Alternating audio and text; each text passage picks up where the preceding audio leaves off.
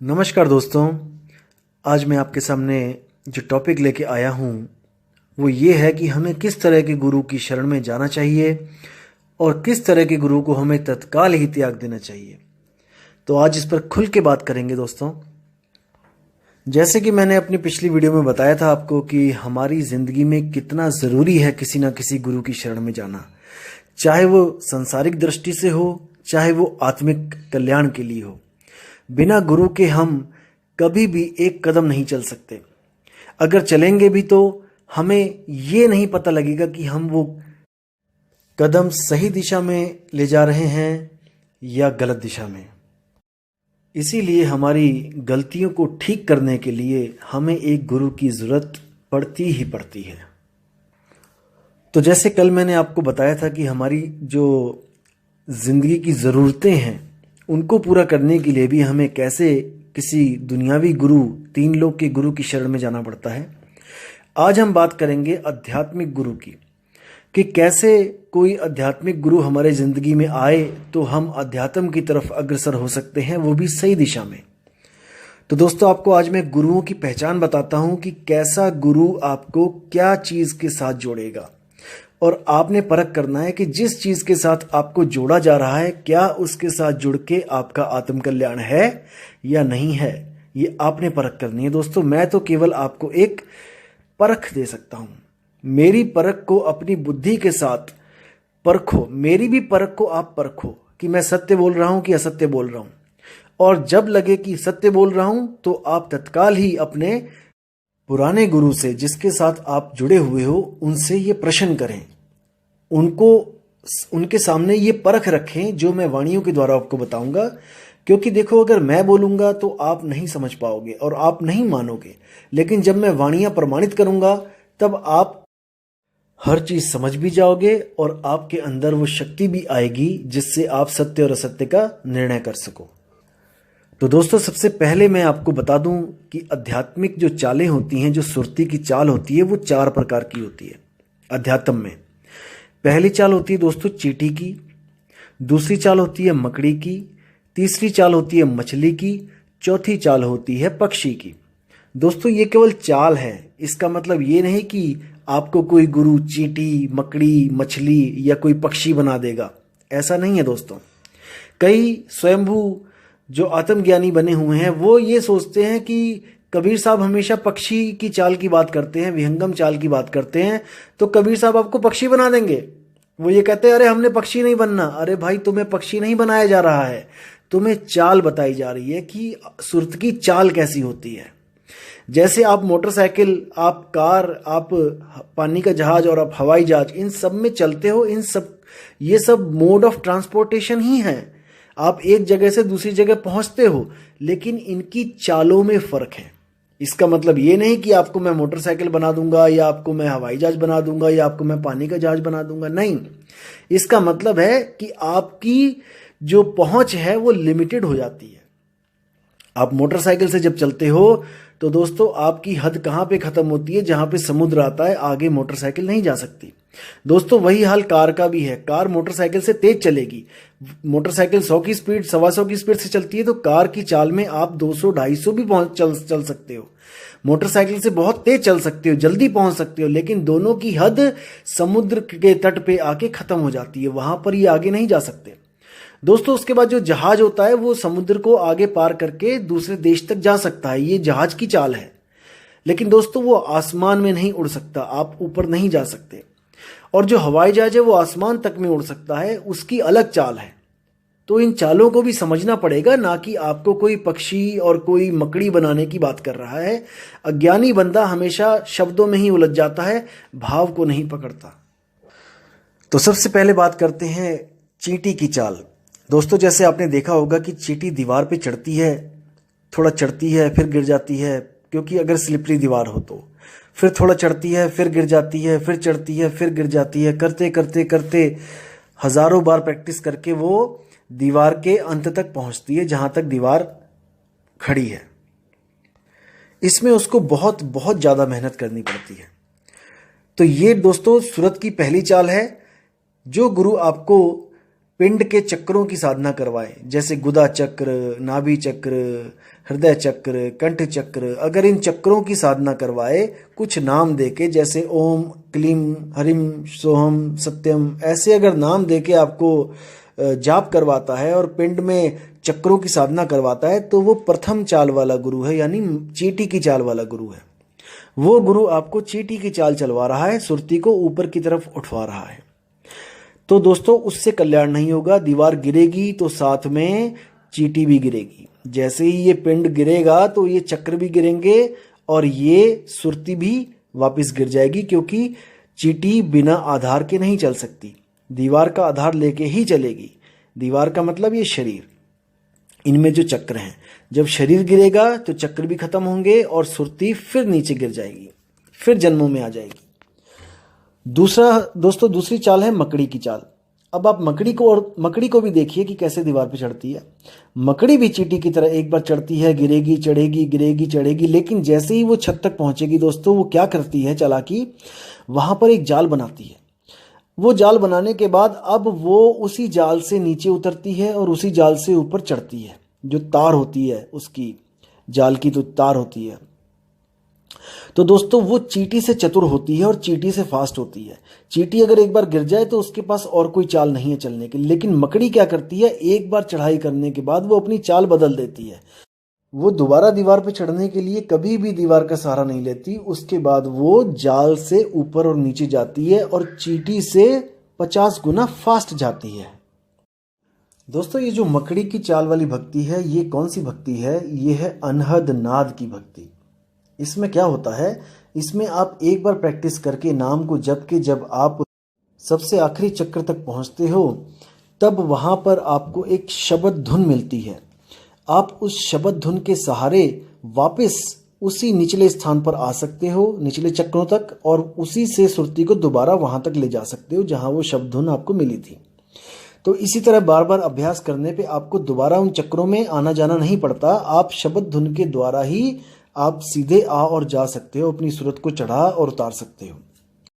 ये शब्द धुन दोस्तों कैसे मिलती है, जब आप कानों को बंद करके, अपने अंगूठों से दोनों कानों को बंद करके अपनी सारी सुरती अंदर की तरफ लगाते हो, बाहर की दुनिया से कनेक्शन तोड़ते हो, और जब अंदर में देखते हो, धुन को सुनते हो, तब इसी 5 तत्वों के शरीरों की 5 धुनें जो बहुत सूक्ष्म रूप में अंदर बज रही हैं, आप उनको सुनना शुरू करते हो। और सुनते सुनते वो इतनी विराट हो जाती है कि वो जैसे नगाड़े बज रहे हों, बादल गरजता है, इतनी ज़्यादा आवाज़ हो जाती है। और वो धुनें आपस में ही बदलने लग जाती हैं। कभी वो बादलों की गर्जना की तरह सुनाई देती है, कभी वो वीणा में बदल जाती है, कभी वो बांसुरी बन जाती है, कभी वो शंख बन जाती है। तो वो बदलती रहती है।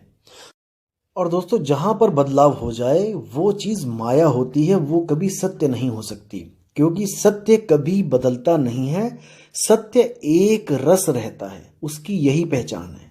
सत्य कभी नहीं बदलता, लेकिन अनहद धुन हमेशा बदलते रहते हैं। क्योंकि कबीर साहब ने भी बोला है, अनहद बाजा जम का थाना, 5 तत्व करें घमसाना। यानी अनहद बाजा जम का थाना, जो जम है, जो काल है, उसका थाना यानी कि उसका ही घर है, वहां से मुक्ति नहीं हो सकती। तो साहिब कहते हैं, अनहद बाजा बिधि बिधि बाजे, सार शब्द न्यारी धुन गाजे। कि अनहद बाजा जो धुन है अनहद की, ये 5 तत्वों की 5 धुनें हैं, इसी को 5 नाम कह देते हैं संत। ये असल में वो नाम नहीं है जिसकी मैं बात कर रहा हूं, क्योंकि मेरा नाम एक रस है, ना कि 5 रस हैं। जाप मरे अजपा मरे, अनहद भी मर जाए। इसी धुन के लिए बोल रहे हैं कि अनहद भी मर जाए, और सुरत समाए शब्द में वाको काल ना खाए। तो इसको समझना पड़ेगा दोस्तों कि क्यों अनहद धुन मर जाती है, जबकि अनहद का नाम का अर्थ देखोगे तो वो है अनहद, यानी कि इनफाइनाइट, यानी कि जिसका कोई अंत नहीं। लेकिन उसको भी कबीर साहब कह रहे हैं कि वो भी मर जाए। ऐसा क्यों बोला गया है दोस्तों? क्योंकि ये जो 5 तत्व की धुनें हैं ये 24 घंटे हो रही हैं, हमारे अंदर ही हो रही हैं। लेकिन जैसे ही हमारा शरीर ठंडा पड़ेगा, यानी कि हमारी जो जीवात्मा यहाँ से निकल जाएगी, तो ये धुनें शांत हो जाएंगी। जैसे और भी हमारे यहाँ धुनें हो रही हैं शरीर में, जैसे दिल की धड़कन, जो नाड़ी की आवाज है। आप देखोगे दिल की धड़कन पे कान लगा के देखो, धक धक धक धक 24 घंटे हो रहा है। 24 घंटे का मतलब ये नहीं कि ये बेहद है। 24 घंटे, संत कहते हैं कि वो धुन 24 घंटे हो रही है, वो सही बोल रहे हैं कि 24 घंटे हो रही है, जैसे ये दिल की धड़कन धड़क रही है 24 घंटे। लेकिन कब तक धड़केगी ये? जब तक हमारे प्राण इस शरीर में है। जैसे ही हमारे प्राण पखेरु उड़ गए, ये धड़कनें भी बंद हो जाएंगी। ये शब्द खत्म हो जाएगा जो 24 घंटे चल रहा है। लेकिन वो शब्द जिसकी संत महात्मा बात करते हैं, वो कभी खत्म नहीं होता। वो एक लय है, एक सार है। तो इसको दोस्तों समझना पड़ेगा। तो तीसरी चाल की बात करते हैं दोस्तों। वो क्या है? वो है मछली की चाल।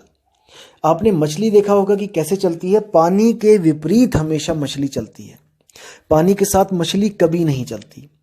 इसी तरह जो संत होते हैं, जो मछली की चाल से चलवाते हैं, वो श्वासों पर सुरती को चढ़ाते हैं, श्वासों से उलट। श्वास नीचे जाती है, सुरत ऊपर की तरफ जाती है। तो दोस्तों इसमें क्या होता है? इसमें श्वास को पकड़कर सुरत ऊपर जाती है। ना तो दीवार को पकड़ रहे हैं, ना मकड़ी के जाल को पकड़ रहे हैं। ये है मछली की चाल। ये इन दोनों से बिल्कुल न्यारी चाल है। जो गुरु ये चाल देगा, वो आपको बाकी पिछली 2 चालों से दूर कर देगा। वो क्या कहेगा? नहीं, पिंडों में साधना नहीं करनी है, पिंड में चक्रों में साधना नहीं करनी है। वो अनहद को भी मना करेगा, नहीं, अनहद धुन भी नहीं सुननी है। लेकिन वो आपको श्वासों का जाप दे देगा। वो कैसे देगा? उसके भी 2 प्रकार के गुरु हैं, श्वासों का जाप देने वाले भी। एक होता है गुरु जो आपको कोई मंत्र देगा श्वासों के साथ जपने के लिए। जैसे किसी ने आपको दे दिया सोहम, श्वास लिया तो सो, छोड़ा तो हम, सो हम, सो हम।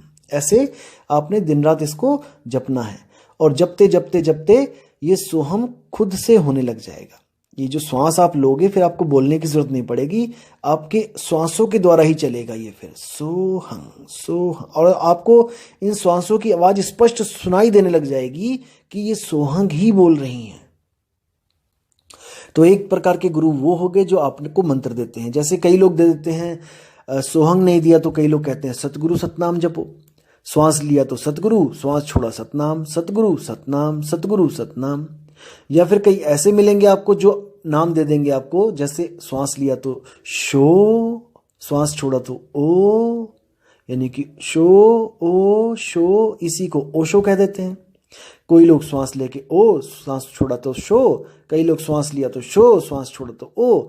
इसी तरह कई मंत्रों का जाप करवाते हैं। लेकिन मुद्दा यही होता है कि श्वासों से सुरती को चढ़ाना है।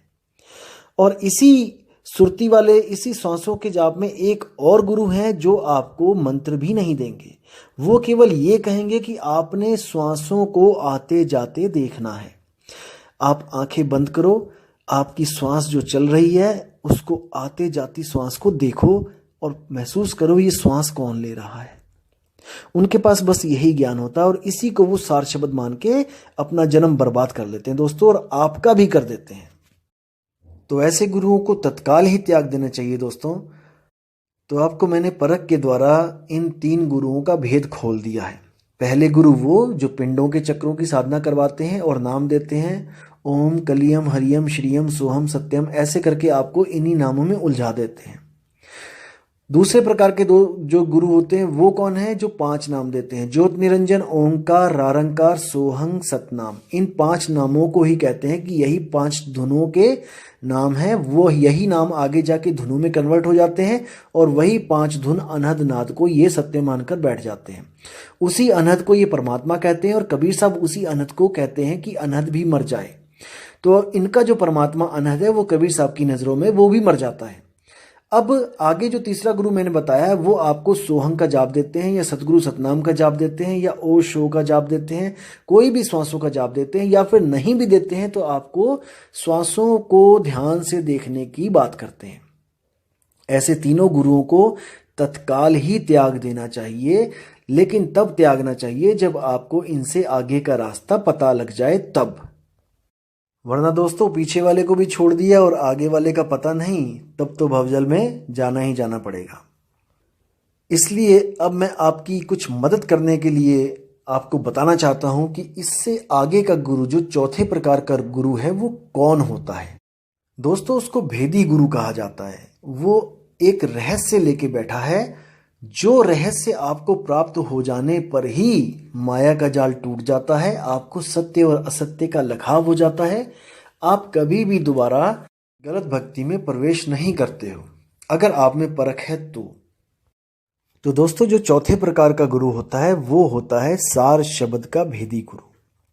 सार शब्द क्या चीज होती है? सार शब्द एक ऐसा शब्द है जो बोलने, लिखने, पढ़ने में नहीं आता है और वो शब्द कभी बदलता नहीं है।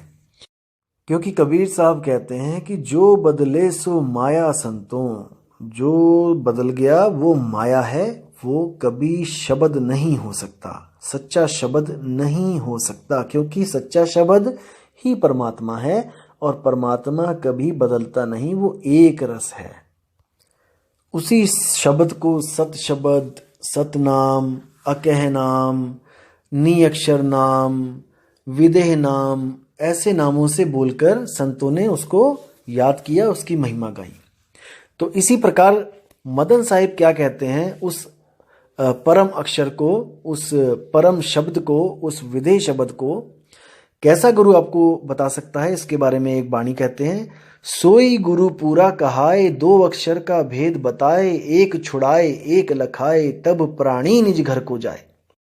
कि हे जीवात्मा, ऐसा गुरु धारण कर जो तुझे दो अक्षरों का भेद बताए, भेद यानी रहस्य बताए।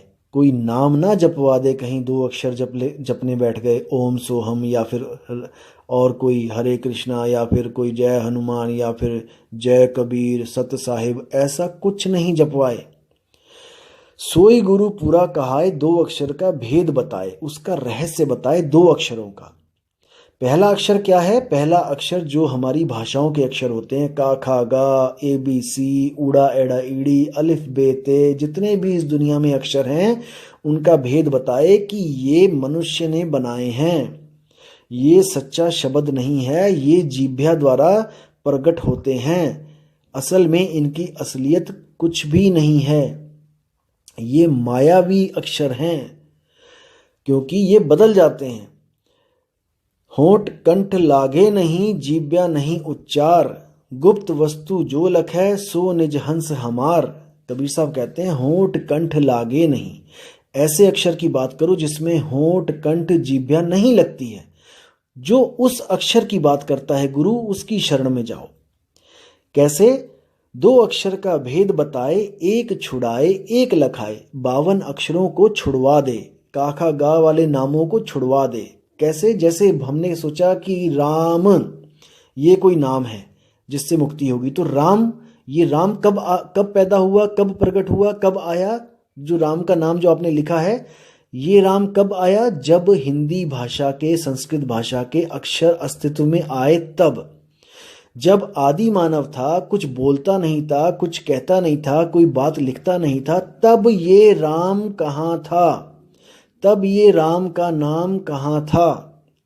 ऐसे ही कबीर, कोई कहता है कि कबीर कबीर करके मुक्ति होगी, तो कबीर का कहाँ से आया? अगर वो 52 अक्षर नहीं आए थे तब।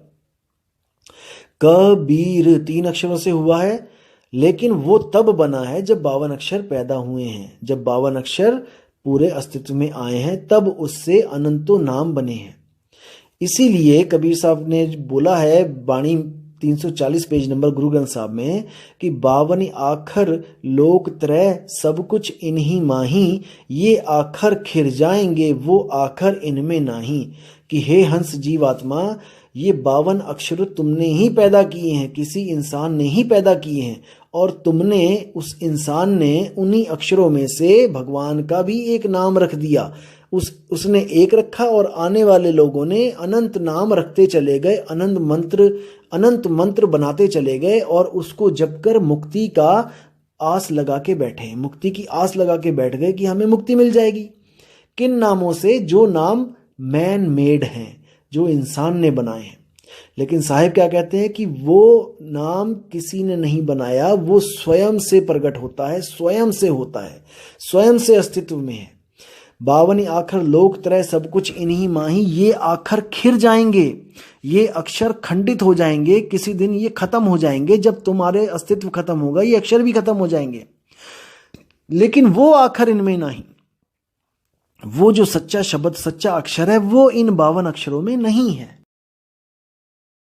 जाएंगे किसी दिन ये खत्म हो जाएंगे, जब तुम्हारे अस्तित्व खत्म होगा ये अक्षर भी खत्म हो जाएंगे, लेकिन वो आखर इनमें नहीं। वो जो सच्चा शब्द, सच्चा अक्षर है, वो इन 52 अक्षरों में नहीं है।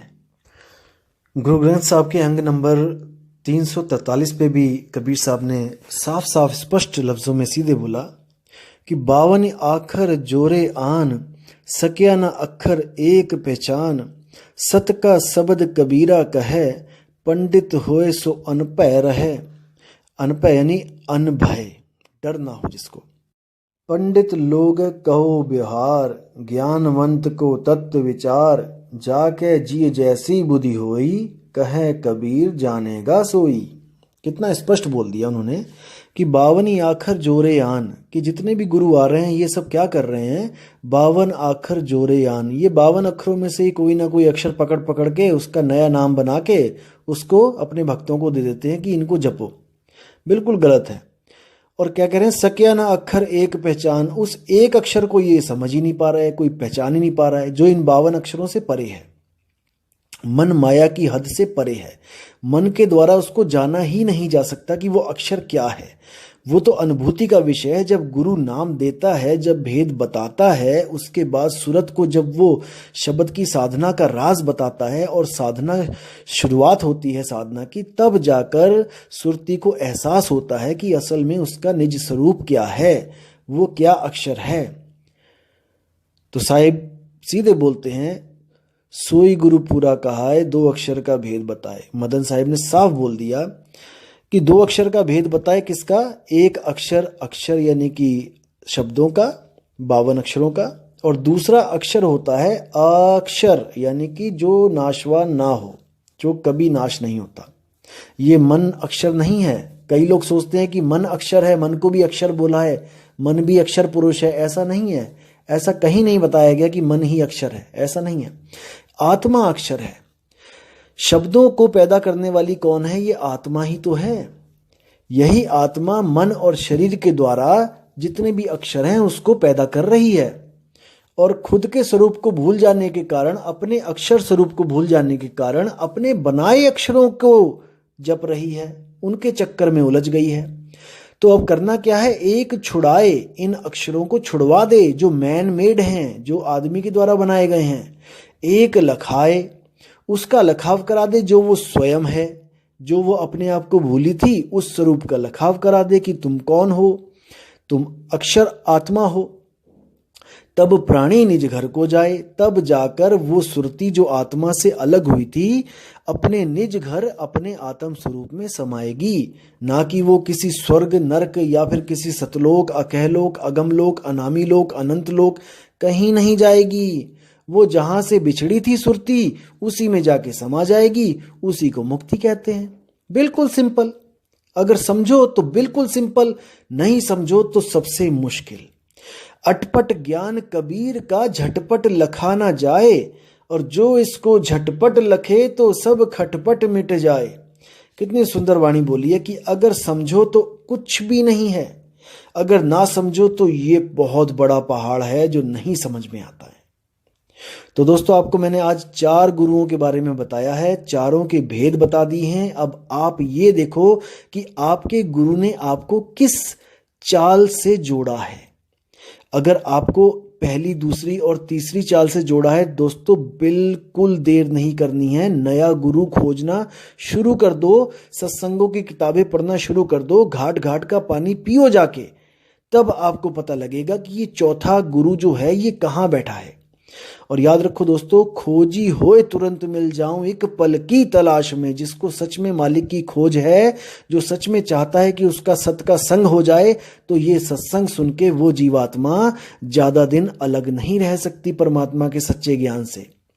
वो जरूर एक ना एक दिन खोजती हुई सत्संग घर में पहुंचकर सत्य के साथ जुड़ेगी।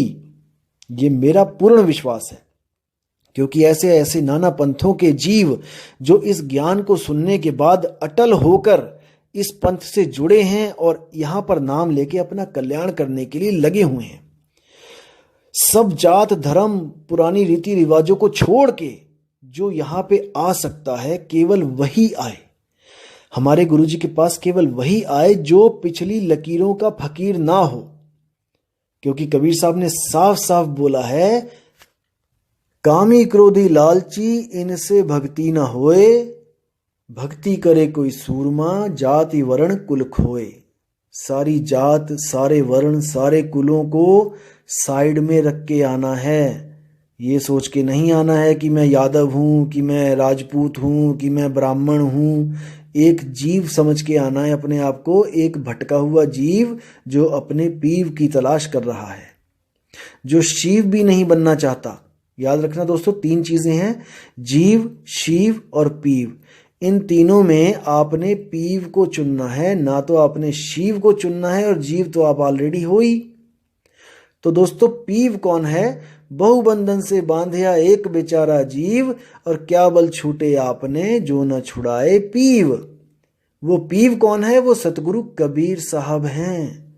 इसका मतलब ये नहीं कि उनकी मूर्ति की पूजा करनी है, या उनके मूर्तियों के कोई हार पहनाने हैं, या फिर उनका कोई नाम जपना है। नहीं, पीव आपको बहुत ही प्यारी विधि बताता है अपनी अपनी बेड़ियां तोड़ने की। ये बेड़ियां कैसे पड़ी हैं, ये आपको मैं अगले वीडियो में बताऊंगा कि ये सृष्टि कैसे बनी है, ये जीव कहाँ से आए हैं, ये कैसे अपने स्वरूप से बिछुड़ गए हैं, और कैसे अपने स्वरूप को ये दोबारा प्राप्त होंगे। तो दोस्तों, उम्मीद करता हूं कि इस ऑडियो से आपके सारे सवाल खत्म हो चुके होंगे, सारे भ्रम दूर हो गए होंगे गुरुओं के रिगार्डिंग, कि गुरु कैसा होना चाहिए। तो दोस्तों, इसी के साथ मैं विराम देता हूं, और अगली ऑडियो बहुत जल्दी आपके सामने मैं पोस्ट करूंगा। और आप हमेशा अपने विवेक को जगाए रखें, अपने विवेक को काम पे लगाए रखें, क्योंकि ये विवेक ही है दोस्तों जो आपको जन्म मरण से मुक्ति का जो आपको सहारा है। अगर आप विवेक यूज नहीं करोगे तो हमारी गिनती पशुओं में ही होगी, क्योंकि पशु विवेक नहीं कर सकते, बाकी सब कर सकते हैं जो हम कर रहे हैं। तो दोस्तों, विवेकी गुरु को सलाम, विवेकी शिष्य को सलाम, और इसी के साथ मैं आपसे विदा लेता हूं। अगली बार मैं फिर जल्दी आऊंगा और एक नई ऑडियो के साथ। तब तक आप इस ऑडियो को सुनते रहिए और इससे अपने विवेक को आगे बढ़ाते रहिए। साहिब बंदगी, सतनाम, जय गुरु मदन साहिब, जय गुरु वैराग साहिब, जय जय गुरु सतगुरु कबीर साहब। साहिब बंदगी।